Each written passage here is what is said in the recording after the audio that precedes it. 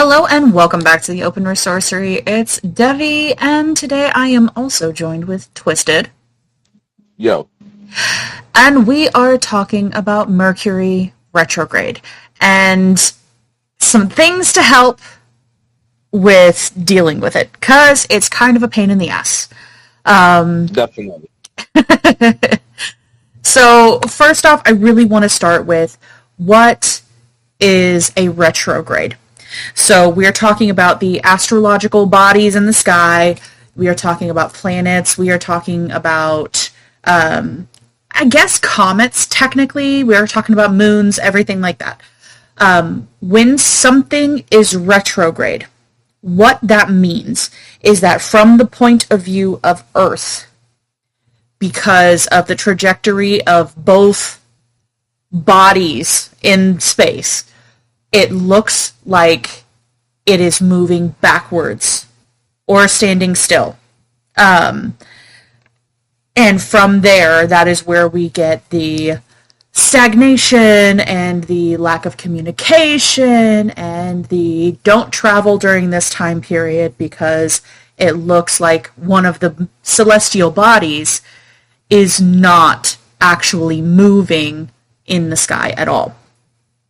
Oh, yes. And if I could, I'll go ahead and be a little more particular in regards to what it is that you're addressing. So, first and foremost, being that this falls under the realm of astrology, we've spoken about that generally. So, if you want to listen to that particular topic and where we do a general 101, then we'll put it in YouTube postings description. But nevertheless, when it comes to Mercury itself, and that particular sort of retrograde, and you're speaking about those traits, those aspects of it, right?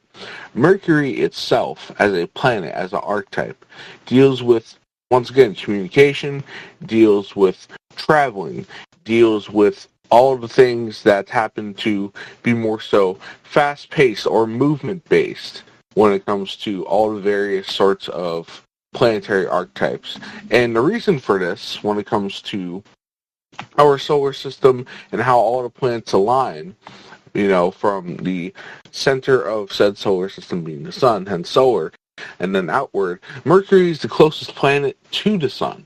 So it has the quickest orbit, thus all these traits being associated with it, and our ancestors noticing this when they look up into the night sky, and them being a hell of a lot more observant of these sorts of things than we are nowadays with all this, light pollution that we got going on.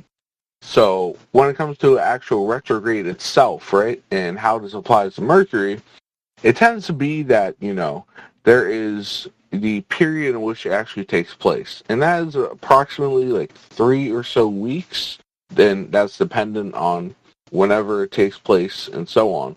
But there also happens to be a pre-shadow period, which is building up to that 3 or so week period, and a post-shadow period, which follows it.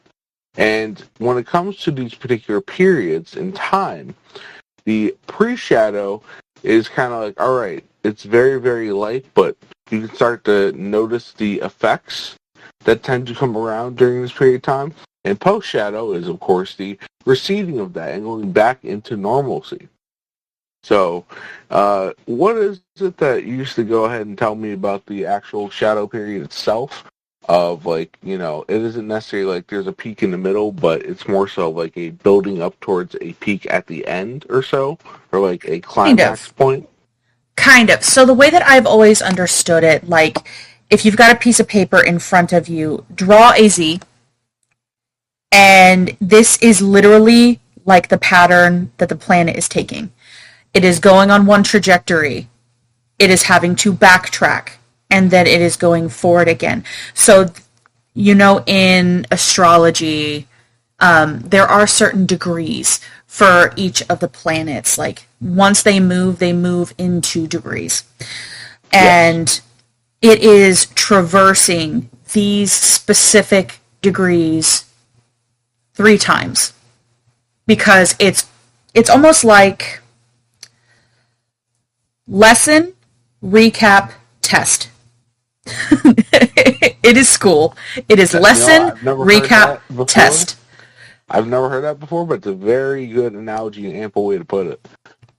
It really is, because you're first learning something here, or maybe in terms of communication, there is a troubled aspect. Like if we want to look at like a relationship, right?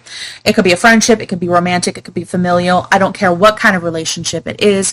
All relationships require communication. You're finding that there is a difficulty in communicating emotion, where there is a lack of listening that is happening. All right, you've noticed the lack of listening that is happening in the relationship. All right, what do you do about it? The lack of listening has happened. You have noticed it. This has been brought up. Okay, now we're going to review it. How are we actually going to deal with it?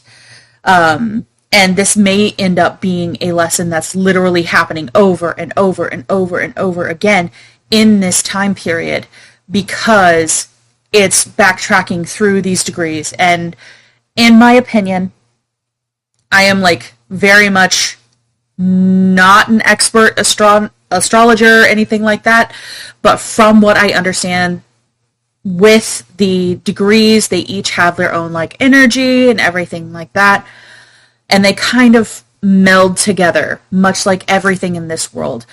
One floats into the other, floats into the other. They each have their own specific like lessons or chapters, I almost want to call it. Yep. But they are not exactly the same. But they flow. I know that, yes, and I know that when it comes to the actual various degrees on the 360 degree cycle of, whether it's just a general, astrology or any of the zodiacs or any of the planets and interactions, that you happen to reference this one book that we've actually recommended before in a talk about book recommendations, and it's called Inside Degrees by Elias Lonsdale. Mm-hmm. And, we could put a link in YouTube posting of this as well for those who want to check that book out. But generally speaking, can you go ahead and, give an overview of what that book entails and how it could potentially help someone try to understand degrees, especially in this Mercury retrograde application context? So, in terms of the book itself, the way that it describes the energy of each of the degrees is through imagery. So if your brain does not work in allegory and in pictures, this is not the book for you. If your brain does work in allegory and pictures and like vivid imagination, this will more so flow for you. If you need more of like a scientific explanation, mathematical equations, everything like that, this is not that. It's going to give you imagery that is supposed to encompass emotion and really bring up the feeling of the degree versus something very analytical. But in terms of how this actually works with retrograde, you're going over this subsect of degrees 3 times. So you have 3 different times of going over the same type of lesson, which kind of sucks, because sometimes we're like, oh yeah, we got it, Jesus Christ, we got it, like, and you really like want to shout because it's annoying. Really fucking annoying. Oh yeah. I mean, the universe just wants to make sure that you actually understand the lesson before we go on to the next. There is a method to the madness. Some things require review. Even though you think you may understand it, do you really? Can you actually apply it? Yes.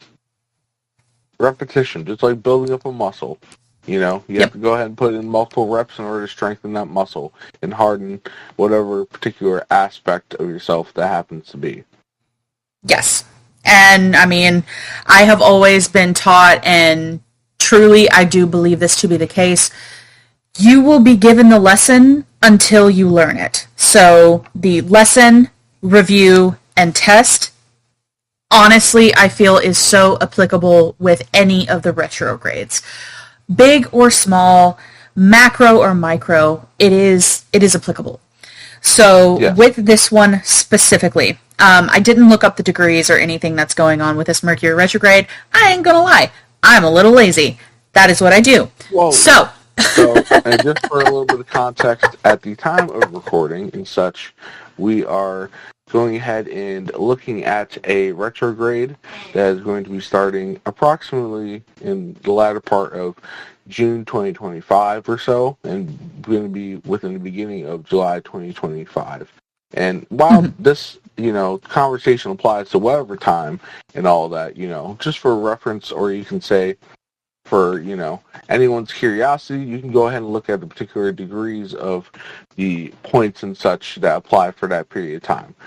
But outside of just that, right, we can go ahead and say that, we have the lesson, review, and test sort of model. And I think we covered that rather amply, but not only is it just like, all right, so that's what a retrograde kind of entails. Also, another aspect of it is, regardless of whether it is, that lesson, review, and tests, the Mercury retrograde goes ahead and asks for us to use it as a time of reflection and being patient with yourself and going ahead and allowing for manners of communication to go ahead and either slow down or, potentially go ahead and come out of left field, or things that previously occurred to come back into your field of vision. You go ahead and become aware once again. So that can be old friends popping back up that, you maybe haven't talked to, that either were, good friends and you just fell out of touch, or bad situations that are arising once again. Or, that can apply to family members, or even when it comes to other activities or opportunities that you had. Whatever the case may be, this is very much a time of review, reflection, and not just to current situations or current things that you consciously are aware of, but things you may have forgotten about previously. And, excuse you. Thank you. But, in any case, it being something that, you thought you dealt with, but you may need to go ahead and recheck that, or something that you have, in fact, been able to do well with. And it's kind of like, all right, we're going to go ahead and give you a bullshit test. And we're going to go ahead and see how strong those muscles are, to use that analogy again. No, and I love the bullshit test, because the meme is, all right, Mercury retrograde is coming. It's coming. Is your ex's number blocked? Is your ex's number blocked? Have you blocked their number? If you haven't, what the fuck is wrong with you? Because they will try to come and reach out to you during Mercury retrograde. That's the meme, but it is also the reality, because it's literally, even if maybe this was an old lesson, you already broke up with somebody, you already literally dismissed them from your life, checked off that box and been like, haha, fuck you, bye. The universe will bring them around again. It's like, did you actually learn the lesson? Are you done? Are you done? Are you done? Cool. You're done? Cool. And they might come around again. It might be in every retrograde thing, where all of a sudden they're just like, man, I fucked up with that one. I wonder what she's doing. Block their number. Block their number. Save yourself. You said no for a reason. The breakup happened for a reason. Please, please, please don't let your hormones and want to be touched get you back in with people that you already dismissed from your life. Yes. Yeah, sometimes the hormones, sometimes, the carnal urges go ahead and take over. But in regards to what Devi's stating, I firmly agree.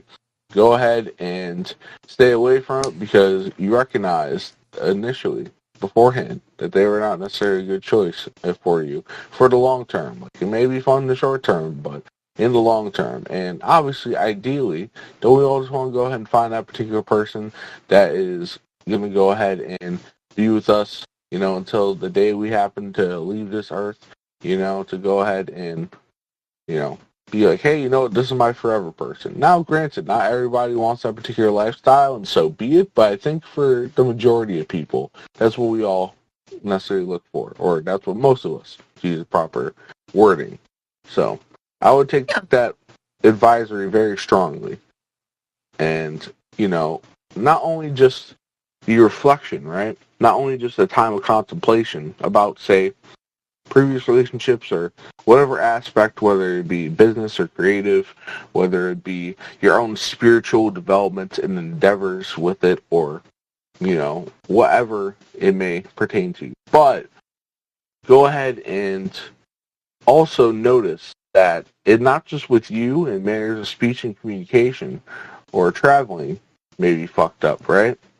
But it may also be your environment as well. Notice these things that go on, like, say you're driving your car, or you have travel plans, and, oh, hey, look, you're hitting more red lights than usual, or there's, particular sorts of, delays that you're not necessarily with it on going from A to B, or maybe you might have some sort of very, seemingly coincidental, but very particular sort of issues with, boarding a plane or something like that.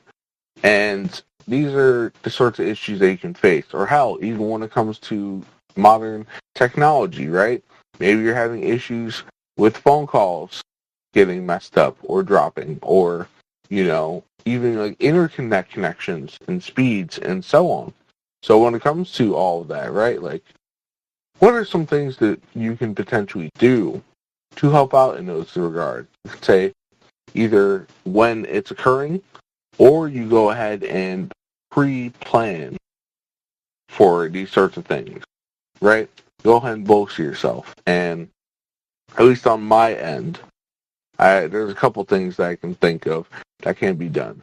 So if you're going ahead and dealing with these sorts of issues, either personal, developmental-wise, or environmental, you could say, then one of them is invoking mercurial beings.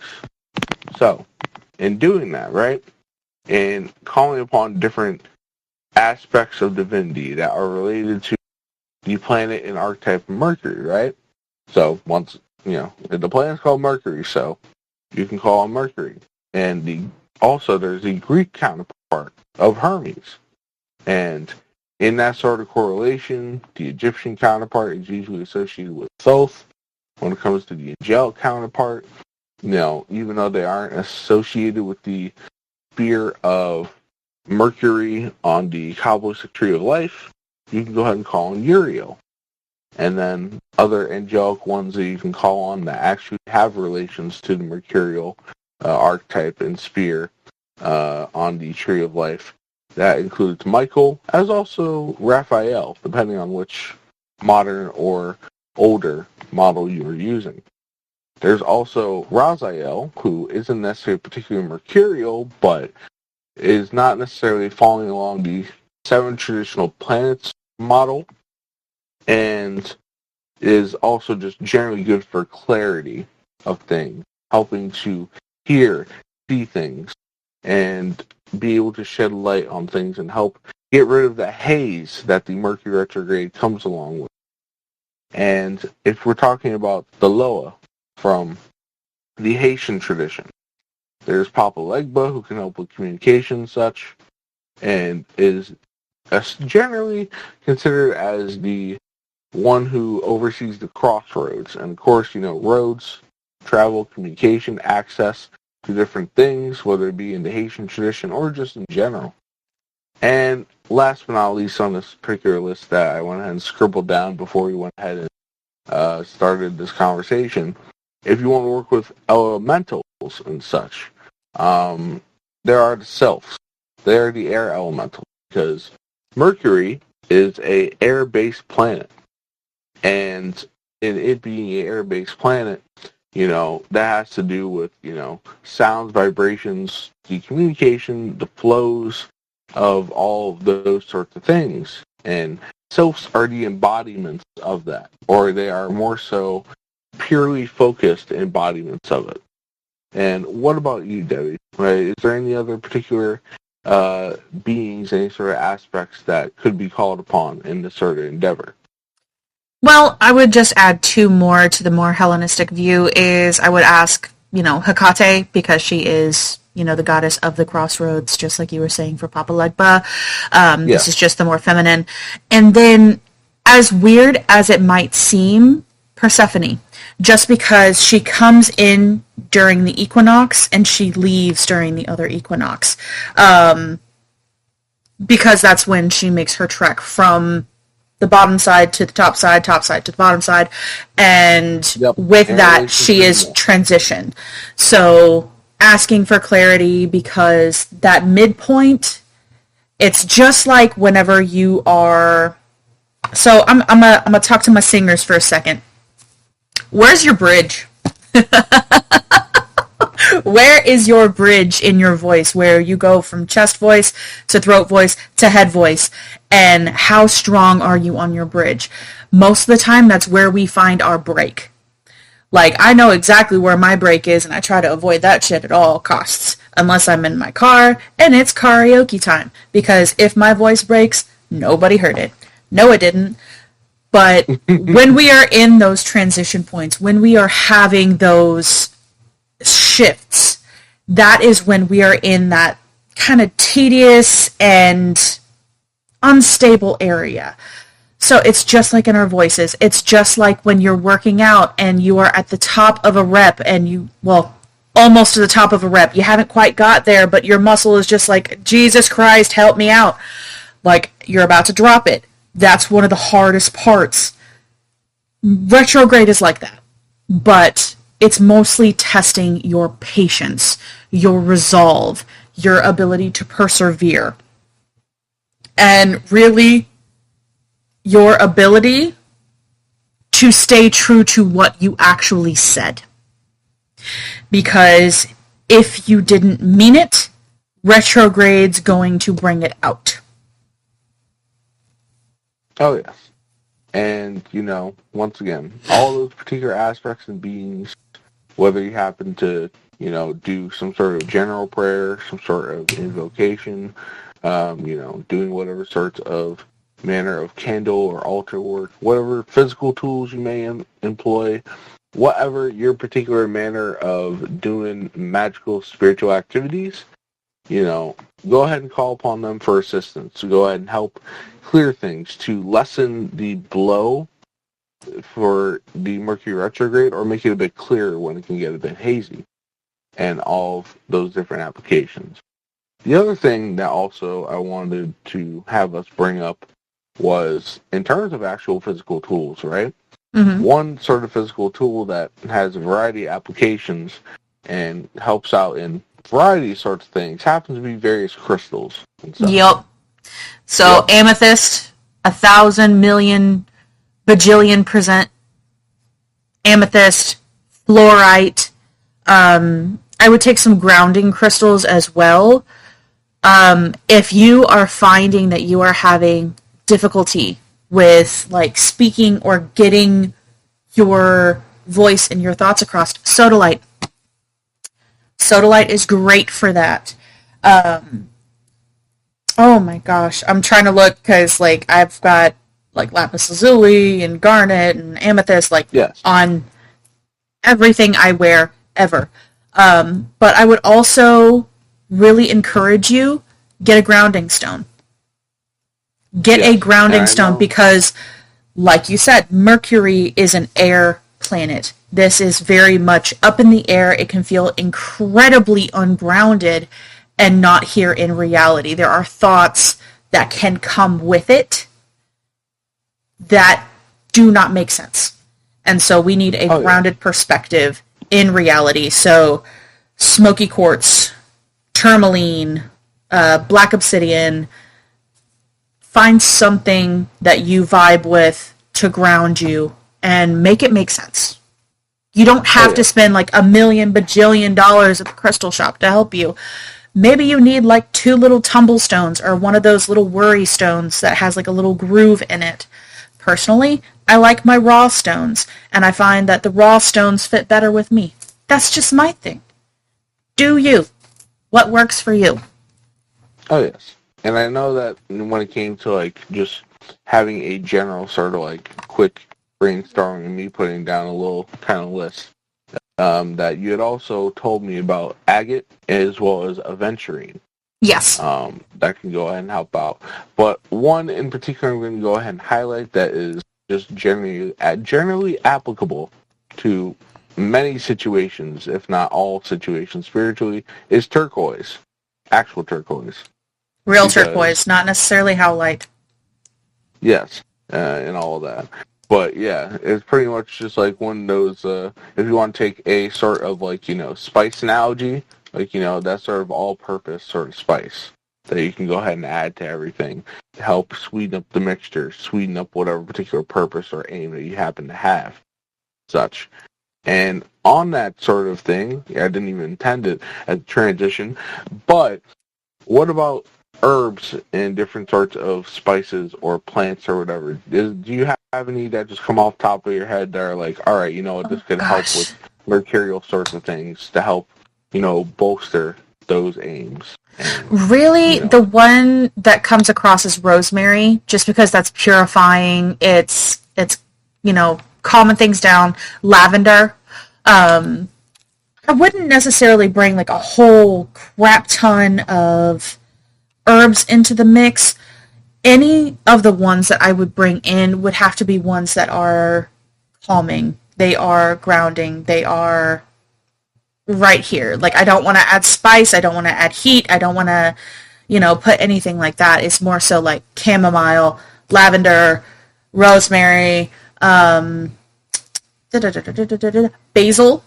Basil's fantastic, but then again, like, I have a love affair for basil. Like, that's my thing. So, there's that. Yeah. But really with herbs, it's just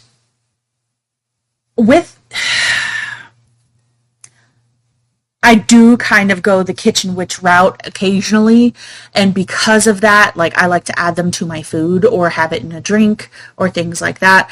And with that one, you want to address the symptoms that you've got. You want to address how you're feeling, what type of chaos is this bringing. Because maybe you're mentally completely clear and you're good, but emotionally you're fucked. That's going to be different than if you're like intellectually up in the air and I don't know which way is up and down, but emotionally you're good, So that one I'm a little like, depends, and, don't know. Yep. And of course, when it comes to different applications and actual self-assessment, there are various resources, various books, so on and so forth, that, go ahead and look up how it pertains to your particular situation and scenarios that happen to go ahead and play out for you. And, I know that you happen to have a love affair for the Scott Cunningham books when it comes to herbs and crystals and so forth. So that is just a general set of text for those who like actually have physical books to thumb through. Very much so. And I will say Scott Cunningham comes from a very Wiccan background. Okay? He comes from the Wiccan religion background, but I like his research on the herbs. I like his research on the stones and things like that because he goes not only into like Wicca and things like that and the beliefs around that, but also he was in Hawaii and he has some of like the native knowledge in there as well. So I use him as a reference, but I wouldn't say like his thoughts on morality and everything's gonna come back to you times 3. Yeah, fuck that. No. So take his teachings for what they are and maybe a grain of salt. If Wicca is what you follow, you do you, boo. That's awesome. Do your thing. If not, cool. Just use it as a reference guide. Yes, I'll agree. Use it as a reference guide. So in regards to all that, right, you can go ahead and use, once again, calling on mercurial beings, going ahead and using crystals or herbs, and there's a variety of other things that one could do in terms of like actual focus, magical intention, whether it's by ritual or, using just items that help apply and that sort of thing.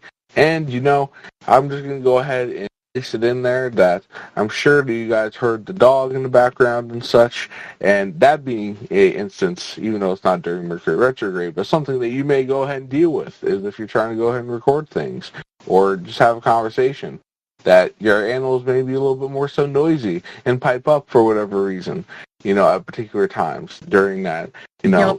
period and all of that. Just want to go ahead and lace that in there and make it thematic and such. But I mean, kids interrupting, animals interrupting, friends interrupting, your mom popping in going, what do you want for dinner, honey? Just like on like a random work Zoom call, and it's just like, Jesus, Mom, stop.